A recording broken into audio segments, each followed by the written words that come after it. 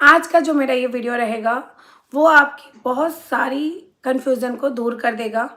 मनीषा से रिलेटेड पूरा चैप्टर आज वाली वीडियो में कंप्लीट हो जाएगा।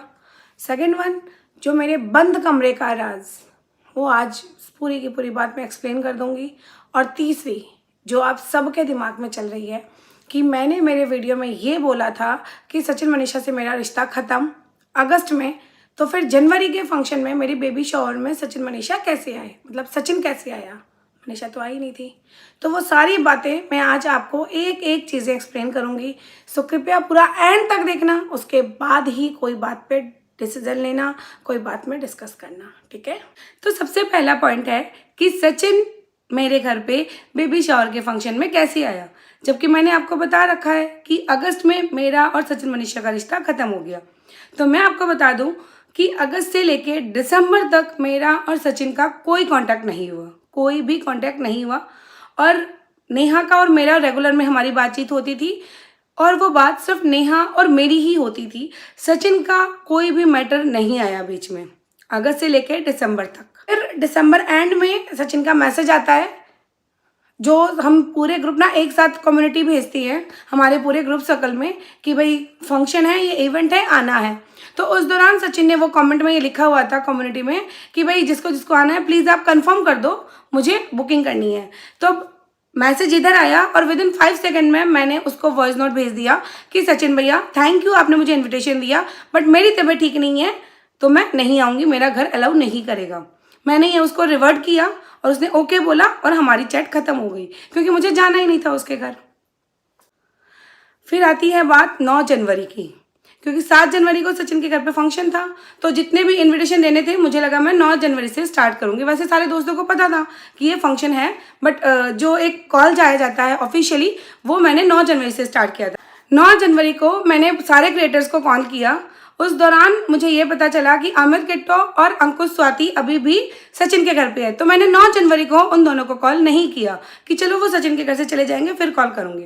फिर 10 जनवरी को सुबह मैंने कॉल किया था अंकुश स्वाति को, और उन्होंने बताया कि हम अभी रवाना हो रहे हैं सचिन मनीषा के घर से। तो फिर मैंने उनसे नंबर लिया था अमित किट्टो का, तो मैंने अमित किट्टो को भी कॉल किया। अमित किट्टो और स्वाति और अंकुश दोनों ही उस दौरान सचिन मनीषा के घर थे, बट मैंने सचिन मनीषा को कॉल नहीं किया। 10 जनवरी की ये बात है। इधर मैंने जैसे ही अमित किट्टो से बात करके रखा फ़ोन, विद इन 10 मिनट्स में मेरे पास नेहा का कॉल आता है कि सरिता क्या कर रही है। मैंने बोला कुछ नहीं कर रही, बस बैठी हूँ मैं। तो बोली तूने अभी तक सचिन को कॉल नहीं किया। मैंने बोला नहीं, मुझे सचिन को बुलाना ही नहीं है। तो बोला नहीं ऐसे मत कर, तू सचिन को फ़ोन कर। तो मैंने बोला तुझे किसने बताया। तो बोला तूने अमित किट्टो को, अंकुश स्वाति को कर दिया, वो लोग सचिन को पूछ रहे हैं कि आपके पास कॉल नहीं आया। तो सचिन ने बोला हाँ आ जाएगा ऐसे करके। तो मैंने फिर उसको रिवाइंड करवाया कि नेहा मैंने तुझे ऑलरेडी बोल दिया है कि मुझे सचिन मनीषा से रिश्ता नहीं रखना, इसीलिए मैं उनके घर के फंक्शन में भी नहीं गई, तो फिर मैं उनको नहीं बुलाना है। फिर मुझे नेहा ने बोला कि सरिता से अच्छा नहीं लगता है, सारे क्रिएटर्स बातें बनाएंगे, बेमतलब के और बवाल होगा, इससे अच्छा है तो उनको बुला ले। फिर मैंने ज़्यादा कुछ सर नहीं दुखाया, मैंने चुपचाप उसका कॉल काटा और सचिन को कॉल किया। उसने 1 घंटे में मेरा फ़ोन भी उठाया। मैंने बोला सचिन भैया 15 और 16 जनवरी को आपको मेरे घर आना है, मनीषा के साथ मेरे बेबी शॉवर का फंक्शन है। ये बात करके उसने बोला ओके दीदी, और हमारी बात एंड हो गई। फिर आता है 14 जनवरी की रात। 14 जनवरी की रात जब मेरे पति गए थे रेलवे स्टेशन नेहा को लेने, उस दौरान सारे के सारे क्रिएटर्स वहाँ पे पहुँचे हुए थे, और सारे के सारे रात को 2:30 पौने 3 बजे हमारे घर पहुंचे थे। क्योंकि मैं प्रेगनेंसी जोन में थी, 7 मंथ था मेरा, तो मेरे को घर से बाहर जाना अलाउ नहीं था, तो वो सारी ड्यूटी मेरे हस्बैंड को दे रखी थी। तो सारा सामान वगैरह भी नीचे था, और वो सारे व्लॉग आप लोगों के सामने ही हैं। तो फिर वो रात आप लोगों के सामने है कि हमने रात को 4 बजे खाना खाया, खूब मस्ती की, और सबको अपना अपना रूम दिया गया, और सारी चीज़ें सेट हो गई कि भाई ठीक है अब कल से फंक्शन स्टार्ट है, फंक्शन की तैयारियाँ हो रही है। 15 जनवरी वाले दिन पूरा दिन बहुत ही अच्छा सा गया, सबका स्वागत हुआ। 15 जनवरी को सुबह जब ढोल नगाड़ों के साथ सबका स्वागत हो रहा था, उस दौरान सचिन के वीडियो कॉल में मनीषा से मेरी बात हुई। अब आपको कोई व्लॉग में दिख जाएगा, या तो मेरे व्लॉग में दिखेगा या सचिन के व्लॉग में ये पार्ट दिख जाएगा, मुझे पूरा पक्का याद नहीं है, बट मेरी मनीषा से वीडियो कॉल पे बात हुई थी तो मैंने वीडियो कॉल पे मनीषा को बोला कि मनीषा तू क्यों नहीं आई, मैं तुझसे नाराज़ हूँ। उसने मुझे बोला दीदी प्रणाम। तो मैंने बोला मैं तेरा प्रणाम नहीं लूँगी, तू क्यों नहीं आई, मैं तुझसे नाराज़ हूँ। तो उसने कुछ नहीं बोला, हंस के टाल दी वो बात। फिर मुझे लगा ठीक है, मेरा फ़र्ज़ बनता था, मैंने दोनों को इन्वाइट किया, आई नहीं तब उसकी खुद की इच्छा है। फिर हमारा फंक्शन चलता रहा, पूरे दिन खूब मस्ती की, सारी चीज़ें नॉर्मल थी। फिर शाम को खाटू श्याम बाबा का जागरण था, उसमें भी सारी चीज़ें खूब मस्ती की। और उस दिन रात को सब कोई सो गए अपने अपने टाइम पे, 3 साढ़े 3 बजे अराउंड हम सो गए थे। सो अब आता है 16 जनवरी वाला दिन, जो कि बहुत ज़्यादा स्पेशल था क्योंकि उस दिन मेरा था बेबी शॉवर। तो मैं बहुत ज़्यादा एक्साइटेड भी थी। और उस दिन का हम सारे दोस्तों ने ना बहुत सारा प्लान बना रखा था, और मेरे कुछ दोस्तों ने तो बहुत सारे कमिटमेंट भी दे रखे थे कि उस दिन तुझे कुछ नहीं करना है, इस बार का सारा काम हम करेंगे, सारी तैयारियां हम करेंगे, तेरी एंट्री ऐसे होगी वैसे होगी फलाना, मतलब बहुत सारी चीज़ें उन्होंने बोल रखी थी। तो 2 बज गए थे घड़ी में, कुछ भी कोई भी नहीं आया। मेरे कुछ फ्रेंड्स आए थे जो कि आपको मेरे वीडियो में दिख जाएंगे, बट ये जो 3 लोग थे, नेहा, नीतू और शबनम, ये तीनों ही नहीं आए। अदर मेरे फ्रेंड्स आए थे, कुछ लोगों ने तो मुझे तैयार भी किया, और कुछ लोग तो मेरे हमेशा पूरे टाइम साथ थे। बस ये तीनों नहीं आए। तो मैंने 2 बजे फ़ोन किया था नेहा को कि नेहा तू अभी भी ऊपर नहीं आएगी। वो इसलिए नेहा को कॉल किया था कि नेहा ने मुझे ये बोला था कि तेरी एंट्री का सारा ड्यूटी मेरा है, मुझे ये दुपट्टा चाहिए, ऐसे ये बॉनफायर चाहिए, ऐसी ऐसी चीज़ें चाहिए, ऐसे करके सारा उसने मंगवा रखा था। तो मैं थोड़ा सा उस पर ऐसे बोली कि यार तू अभी भी नहीं आई। तो बोला अरे मैं सारी तैयारियां कर रखी हूँ नीचे। तो फिर मैंने छोड़ दिया कि छोड़ कोई बात नहीं। फिर जैसे ही मैं नीचे उतरी बाकी दोस्तों के साथ, तो मैंने देखा कि वो लोग तीनों नीचे आ गए। तो मैंने उस दौरान उनको आंखें भी दिखाई मेरी कि भाई तुम लोग कहाँ थे इतनी देर। चलो वो लोग आ गए। फिर 16 जनवरी जो बेबी शॉवर का फंक्शन था, खूब सारा एंजॉय किया, खूब सारी मस्ती की, पूरा दिन बहुत ही अच्छा था। खूब सारे वीडियोज़ बनाए सबके साथ, जो भी जितने भी वीडियोज़ थे वो सारे आपके सामने थे। बट कहीं ना कहीं कुछ चीज़ें मिसिंग थी, जो कि मुझे ऐसे लग रहा था कि वो लोग सामने से करेंगे, बट कहीं ना कहीं कुछ चीज़ें मिसिंग थी। तो मैंने छोड़ दिया, कोई बात नहीं। और शाम को मेरे हेमंत का भी बर्थडे था, वो भी बहुत ही अच्छे से सेलिब्रेशन हुआ। और जो एंकरिंग थी वो भी सचिन ने की थी। और पूरा फंक्शन ऑल एंड ओवर बहुत अच्छा था। सबने बोला था कि हम सारे बातें करते हैं। तो मैं और भी बहुत सारे क्रिएटर्स पहुँचे थे नेहा के रूम में।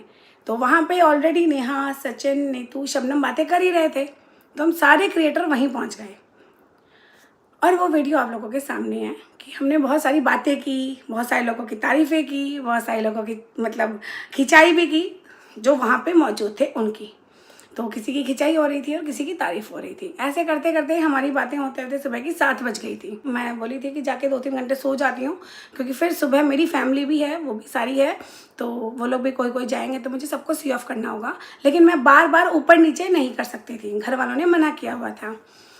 तो सुबह 7 साढ़े 7 बजे मैं आके सोई और 10 साढ़े 10 बजे मैं उठ गई, क्योंकि घमू सारन आई थी तब।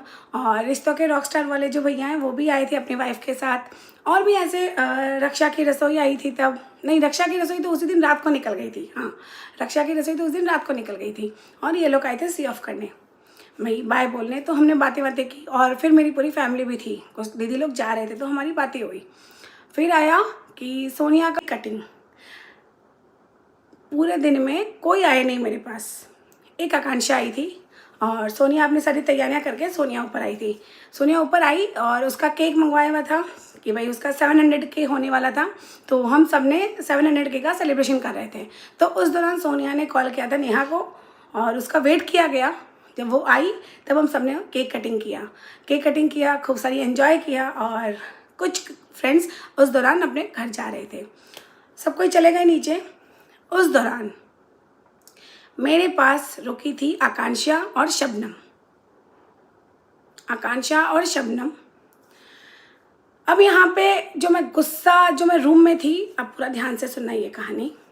शबनम ने मुझे ये बताया गया, तो मैं आपको फिर एक बात क्लियर कर दूं, जो कि नीचे रूम दिया गया, नेहा, नीतू और शबनम को एक रूम दिया गया।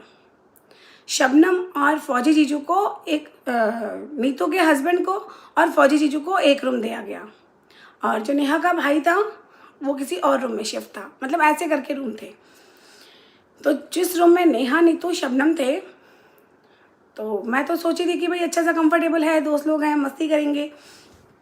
शबनम आके मुझे ये बोलती है, पर्टिकुलर आकांक्षा के सामने, हम तीनों की ये बातें होती है। शबनम आके मुझे थोड़ा गुस्सा होती है मुझसे कि ये तूने इस बार अच्छा नहीं किया, तो मैं शॉक्ड, मैं बोली क्या हुआ? तो उसने बोला कि इस बार तुमने हमको नेहा के रूम में क्यों दिया? तो मुझे लगा कि भाई अच्छा ही तो हुआ, दोस्त लोग साथ में, हस्बैंड वाइफ तो हमेशा साथ रहते हैं, जब दोस्तों को रहने का मौका मिलता है तो और क्या चाहिए। तो बोले नहीं, रात को 3 बजे तक भी सचिन हमारे रूम में रहता है और सुबह को 8 बजे भी अगर हमको ड्रेस चेंज भी करना होता है तो भी हम सचिन को कुछ नहीं बोल सकते हैं। अगर हम सचिन को रूम से जाने के लिए बोलते हैं तो सचिन भी गुस्सा करता है और उसके साथ साथ नेहा भी गुस्सा करती है। तो ना तो हम रूम में कंफर्टेबल हैं, इवन हमारे पति भी रूम में नहीं आ रहे, लेकिन ये सचिन पूरा टाइम हमारे रूम में है। सिर्फ 2 घंटे के लिए सोने अपने रूम में जाता है, अदरवाइज पूरा टाइम हमारे रूम में रहता है। तो हम बिल्कुल भी कंफर्टेबल नहीं हैं। इवन फौजी जीजू भी बहुत ज़्यादा गुस्सा है, फौजी जीजू की तबीयत बिल्कुल भी ठीक नहीं थी, फिर भी वो मेरे रूम में नहीं आ सकते थे और मैं उनके रूम में कैसे जाती, क्योंकि नीतू के हस्बैंड थे। तब मैंने बोला कि अगर ऐसी कुछ बात थी तो तू मुझे डे 1 बता देती, मैं तुझे दूसरा रूम दे देती, क्योंकि मुझे नहीं पता था नीचे क्या चल रहा है। तो मुझे जैसे ही शबनम ने सारी बातें बोली ना, तो मेरा पारा थोड़ा ऊपर आ गया, क्योंकि उस दौरान वो 2 दिन में नेहा मेरे पास ऊपर आई ही नहीं। नेहा मेरे पास 5 मिनट के लिए भी बात करने ऊपर नहीं आई। तो और जब मुझे शबनम ने ये सारी बातें बोली कि ना तो मुझे आने दे रही है, ना ही नीतू को आने दे रही है शबनम, नेहा, और ना तो खुद आ रही है, रात को 3 बजे भी वो रूम में बैठा है और सुबह को 8 बजे भी वो रूम में बैठा है। तो ऐसे करके मुझे उसने बहुत सारी बातें बताई। फिर सडनली हमारे रूम में जेठू जी का आना होता है और मुझे बोलते हैं कि भाई तुम तीनों ही बातें कर रही हो, नेहा और नीतू कहाँ हैं? तब तक सोनिया चली गई थी, बहुत सारे क्रिएटर चले गए थे। तो मैंने बोला था पता नहीं नेहा नीतू तो आए नहीं और मैं तो नीचे जा नहीं सकती हूँ। तो जेठू जी ने कॉल किया था नेहा को कि भाई तू कहाँ है, ऊपर आ। तो उस दौरान घड़ी में बजी थी 5:30 पौने 6 इतना ही हो रही थी। तो नेहा आई थी उस दौरान हमारे पास। फिर मैंने ये बोला था जेठू जी को कि जेठू जी, हम सारी लेडीज़ दूसरे रूम में जाके बातें कर रही हैं, प्लीज़ कृपया हमको डिस्टर्ब मत कीजिएगा। तो जेठू जी भी थे वहाँ पे, अनूप जीजू भी थे वहाँ पे, फौजी जीजू भी थे वहाँ, कुछ भी था वहाँ पे, और हम लोग रूम में चले गए। अब आते हैं उस रूम की कहानी। बंद कमरे का जो राज है वो मैं बताती हूँ। पहले तो उस रूम में हम कौन कौन बैठे थे? सरिता, नेहा, नीतू, शबनम, आकांक्षा, स्वाति की बहन और स्वाति का बेटा। ये इतने ही लोग थे रूम में, कोई जेंट्स नहीं था रूम में। और मैं रूम में नेहा, नीतू और शबनम को ये बोल रही थी कि तुम तीनों को मेरे पास आने का 1 मिनट भी टाइम नहीं हुआ, 1 मिनट भी तुम तीनों को मेरे पास आए ही नहीं। तो वो लोग तीनों चुपचाप सुन रहे थे। इधर मैं रो भी रही थी कि मुझे ये बताओ कि तुम तीनों के साथ क्या मेरी सिंगल एक भी फ़ोटो है, मेरी बेबी बम के साथ एक भी फ़ोटो है? और तुम लोगों ने तो बोला था ना मुझे कि मैं तुम्हारी बहुत स्पेशल फील कराएंगे, ये होगा वो होगा, तुम्हारा जो ये टाइम है वो बहुत ही मेमोरेबल होगा। तो बहुत सारे कमिटमेंट दिए गए थे मुझे। बस मैं उन लोगों से इस बात की शिकायत कर रही थी कि तुम लोगों ने मुझसे इतनी सारी बातें कही मुझे और दिया मुझे अपना थोड़ा सा टाइम भी नहीं। तुम सारे अपने अपने में ही रह गए। इस दौरान मैं बोल रही थी और वो तीनों सुन रहे थे। फिर मैंने ये भी बोला कि मेरा बेबी शावर लुक में एकमात्र आकांक्षा के साथ वीडियो है, तुम तीनों के साथ मेरा एक भी सिंगल वीडियो नहीं है। तो फिर नेहा ने बोला नहीं है। तो नेहा ने मुझे वो वाला वीडियो बताया जिस दौरान मैंने जेठू जी के साथ जो वीडियो बनाया था और नेहा ने दूर बैठे फ्रंट कैमरे से एक वीडियो शूट किया। तो मैंने बोला नेहा, क्या मेरे बेबी बम के साथ एक वीडियो भी नहीं बनता था, एक फ़ोटो भी नहीं बनता था? तो ऐसे करके हमारी बात चल रही थी, वो सुन रहे थे और मैं बोल रही थी। तब तक हमारी कोई ऐसी नहीं हुई क्योंकि वो सारी अपनी गलती एक्सेप्ट कर रहे थे। उस दौरान सब वो तीनों लोग अपनी गलती एक्सेप्ट कर रहे थे। तब तक बिना नॉक किए, सबसे पहली बात कि अगर लेडीज लोग रूम में बैठी हों तो कोई भी जेंट्स का ये फर्ज बनता है कि दरवाज़ा नॉक करके घुसे, जबकि बगल वाले रूम में सारे जेंट्स बैठे थे और इधर वाले रूम में सारी लेडीज बैठी थी। तो सचिन जी आए, बिना नॉक किए सीधा दरवाज़ा खोला और रूम में घुस गए। रूम में घुसते ही मैं थी यहाँ पे, नेहा थी मेरे पास और उधर सारे क्रिएटर थे, मतलब अदर नीतू, शबनम, आकांक्षा, स्वाति की बहन सब थे। तो जैसे ही सचिन आया ना, उस दौरान मुझे वो सारी बातें याद आ गई जो मुझे शबनम बोल रही थी। वो सारी बातें मेरे दिमाग में घूमने लगी कि नेहा को आए हुए 10 मिनट भी नहीं हुए, फिर सचिन आ गया। तो सचिन आया और सचिन ने मुझे ये बोला कि नेहा मुझे कुछ नहीं बोला, नेहा दीदी आपकी दवाई, इधर ऐसे टर्न होके, नेहा दीदी आपकी दवाई। तो मैंने बोला मुझे दे दो, तो बोला नहीं। तो फिर मैंने बोला नहीं चाहिए दवाई। फिर बोला उसने मैं नेहा दीदी के लिए लाया हूँ दवाई, नेहा दीदी दवाई। ऐसे करके 1-2 बार हमारी बहस हुई। फिर मैंने उसके हाथ से छीना और उसको बोला कि निकलो मेरे रूम से। फिर सचिन को मैंने ये बोला और सचिन तुरंत ही निकल गया मेरे रूम से। फिर सारे दोस्तों ने मुझ पर गुस्सा भी किया, लेकिन मैंने उनको यही बोला क्या 10 मिनट भी हम हमारी बातें नहीं कर सकते? क्या 10 मिनट भी वो बिना आए नहीं रह सकता था? तो इस बात पे हम तीनों चारों पांचों की डिबेट भी हुई थी रूम में। फिर जेठू जी आए, जेठू जी ने पूछा क्या हुआ, तो मैंने ये सारी बातें बताई। तो जेठू जी ने भी मुझे यही बोला कि सरिता तुझे नहीं चिल्लाना चाहिए था। फिर जेठू जी गए और सचिन को सॉरी बोल के उसको लेके आए थे। फिर मैं एकदम चुप हो गई, मैंने सॉरी नहीं बोला उसको। फिर मैं चुप हो गई। मैं पहले तो मैं बहुत रोई। फिर मैं चुप हो गई और फिर सचिन जाने से पहले सारा माहौल भी ठीक हो गया था, फिर नीचे ड्रॉप करने जेठू जी गए थे सबको, और मेरे अंदर कुछ बहुत दर्द वाला सीन चल रहा था। मुझे बहुत गंदा लगा था ये सारी चीज़ें। मुझे ऐसा लगता है कि जो मेरे मन में दुख रहा था, कहीं ना कहीं सबके मन में दुख रहा था, कुछ ना कुछ चल रहा था। और मेरे मन में भी बहुत ज़्यादा दर्द हुआ था ये सारी बातों को लेके कि मुझे क्या बोला गया और क्या हुआ। 5 मिनट भी क्या हम दोस्त अकेले नहीं बैठ सकते थे? मेरी बात भी एक्सप्लेन नहीं कर पाई। मुझे शबनम ने ऐसा कहा था तब मेरी बात शुरू हुई, या फिर तब मेरे दिमाग में आई। मेरी बात किसी ने सुनी ही नहीं, ना तो मुझे मौका मिला मेरी बात कहने का, और ना ही किसी ने मुझसे पूछा कि तू इतना गुस्सा क्यों हुई, क्या क्यों रिएक्ट किया। फिर उस दौरान एक टैग दिया गया मुझ पे जो कि मूड स्विंग का, कि सरिता तुझे पता नहीं चल रहा है, प्रेगनेंसी के दौरान मूड स्विंग होता है, इसलिए होता है, तो उसको सॉरी बोल दे। फिर मैं सॉरी नहीं बोली। फिर जेठू जी गए, नीचे जाके उनको सी ऑफ करके आए, और मुझे वैसे भी नीचे नहीं जाना था। और मेरे अंदर क्या, हम सब लोगों के अंदर कुछ चल रहा था। उस रात शबनम और फौजी जीजू भी हमारे घर रुकने वाले थे, लेकिन ये जो सारी बातें हो गई उसके बाद शबनम और फौजी जीजू भी चले गए। फिर हमने किसी को नहीं रोका, उन्होंने बोला हम जाएंगे, मैंने बोला, लेकिन कहीं ना कहीं दर्द सबके मन में था, कहीं ना कहीं पीड़ा या कहीं ना कहीं टीस सबके मन में थी।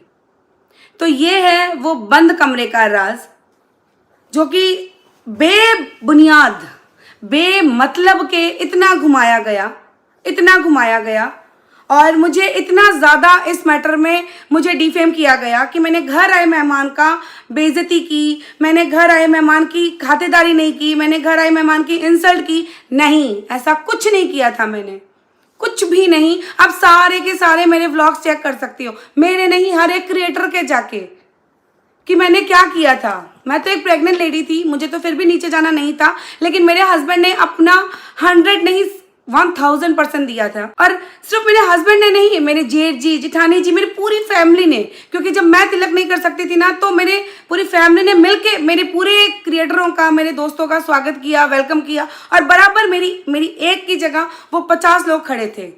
लेकिन जब वो बोलने भी आया सचिन, उन्होंने इतनी गंदी तरीके से ये बातें रखी। पता नहीं वो किस वे में बोला, क्यों बोला, मुझे नहीं पता, किसने बुलवाया वो भी मुझे नहीं पता।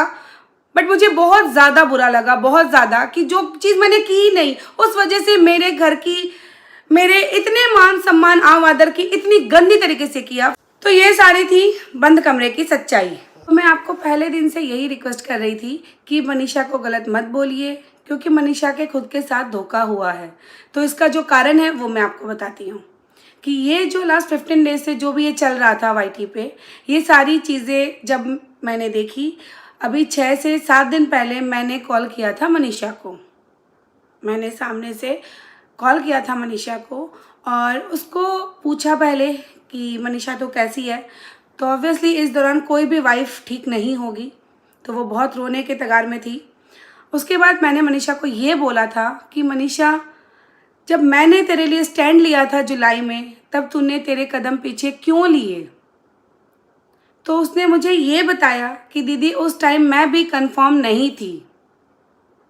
जब जुलाई में मेरे घर मनीषा आई थी और मनीषा ने जो मुझे बताया नेहा और सचिन के लिए, उस बात का जवाब मुझे अभी 6 दिन पहले मिला कि वो इस बात को कंफर्म नहीं थी, इसीलिए वो ये बात, जब भी कहीं ये बात उठती तो वो अपने कदम पीछे ले लेती थी। तो उस बात के दौरान मैंने मनीषा को पूछा कि मनीषा, तू मेरे बेबी शावर में भी नहीं आई, जबकि आप सबको या फिर हम सबको ये पता है कि बेबी शावर का जो फंक्शन होता है वो स्पेशली लेडीज़ का ही होता है। तब मनीषा ने मुझे ये बताया कि बेबी शावर के फंक्शन में मुझे लाया नहीं गया। आपके बेबी शावर के फंक्शन में मुझे लाया नहीं गया, मतलब मेरे बेबी शावर के फंक्शन में मनीषा को लाया ही नहीं गया। तो मनीषा ने जैसे ही ये बात बोली, मुझे सारे डाउट क्लियर हो गए कि जो मैं मनीषा को डबल फेस समझ रही थी, तो मनीषा ने जब जब इस बात पे डाउट किया, अंदर ही अंदर उसे ये कह के दबा दिया जाता था कि तुझे पता नहीं है ये भाई बहन का रिश्ता है। इस वजह से मनीषा कंफर्म नहीं थी और मनीषा अपने कदम पीछे लेती गई, और बाकियों का नहीं पता, मुझे यही लगता था कि मनीषा डबल फेस। ये बात आपके सामने क्लियर हो गई। मनीषा इस पूरे केस में गलत नहीं है। सबसे ज़्यादा बुरा अगर हुआ है तो वो मनीषा के साथ हुआ है, सबसे ज़्यादा ठगा है तो वो मनीषा के साथ ठगा है, सबसे ज़्यादा चीट हुआ है तो वो मनीषा के साथ हुआ है। अब आप बोलोगे कि दीदी सचिन और नेहा, तो मैं उन दोनों का भी बताती हूँ। अब बात करते हैं नेहा और सचिन की। तो नेहा और सचिन का क्लियर तो मैं कुछ नहीं कर सकती, बट मैंने 2 चीज़ें नोटिस की हैं, वो मैं आप तक रख देती हूँ। नेहा के बारे में सारे क्रिएटर बात करते थे, ये बात नेहा को पता थी, और नेहा ये सब जानकर भी अपने कदम पीछे नहीं ले रही थी। ये है नेहा का माइनस पॉइंट। और नेहा के टाइम मैंने नेहा को प्रॉपरली चैट में ये लिखा था कि नेहा, तेरे पीठ पीछे सारे क्रिएटर बातें करती है, एकमात्र मैं हूँ जो तेरे मुंह पे बोलती हूँ। तू अपने कदम पीछे ले ले, नहीं तो कहीं ना कहीं तेरी बदनामी निश्चित है। नेहा ने अपने कदम पीछे नहीं लिए, ये डाउटफुल है। और सचिन के लिए मैं ये बोलूँगी कि सचिन किसी को भी किसी भी हद तक मैनिपुलेट कर सकता है, और ऑन कैमरा वो किसी भी हद तक झूठ बोल सकता है। क्योंकि मेरी जब कंट्रोवर्सी चल रही थी उस दौरान, मतलब जब भी उसका वीडियो आता ना, तो मैं ऐसे देखने लगती, अल्ले ये कब, ये तो मैंने किया ही नहीं, ये कितना झूठ बोल रहा है। तो वैसा है। और ये बात आपको आकांक्षा के वीडियो में भी दिख जाएगी, श्वेता शर्मा के टाइम भी दिख जाएगी, और मेरी पिछली कंट्रोवर्सी के टाइम भी दिख जाएगी। तो यहाँ तक मैंने मेरी सारी बातें आप लोगों तक रख दी, और आप लोगों से रिक्वेस्ट करूँगी कि मेरा डे 1 से लेके डे 4 तक का वो चारों वीडियो आप लोग ज़रूर देखना पूरा। और मैं आपको फिर से रिपीट करती हूँ कि सारी वीडियो जितनी भी मैंने आप लोगों तक रखी है वो सारी की सारी सच है। डायरेक्ट इनडायरेक्ट वो सारा मोमेंट मैं उस दौरान थी, जो मैंने फील किया वो मैंने आप तक अपनी फीलिंग्स रखी है। अब इसके आगे जितनी भी वीडियोस आएंगे वो मैं मेरी कंट्रोवर्सी के दौरान जितने भी आप लोगों के अंदर क्वेश्चन मार्क चल रहे हैं वो सारी बातें क्लियर करती रहूँगी।